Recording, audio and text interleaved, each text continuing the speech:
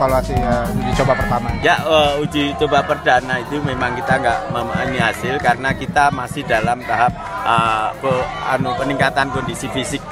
Ini hanya refreshing aja untuk, apalagi kita juga untuk tim seleksi, ya, untuk menjadikan 20 tim seleksi. Mungkin besok kita buat uji tanding lagi di minggu kedua, ya. Saya sendiri tadi terlihat belum terlalu padu lah. Gitu. Ya, memang itu masih dalam ini fisik ya, jadi belum masuk ke taktikal. Oh, belum. Jadi saya tahu kalau ini memang belum padu tim ini karena kita masih dalam kondisi peningkatan fisik. Gitu. Kurang lebih lama untuk membuat tim ini sekitar siap, 3 minggu lah, karena kita baru satu dari Senin sampai Jumat Sabtu ini ya. Sekitar 3 minggu karena besok udah mulai masuk ke taktikal minggu depan gitu. Mas, untuk pengumuman 20 pemain? Apa? Pengumuman 20 pemain kapan?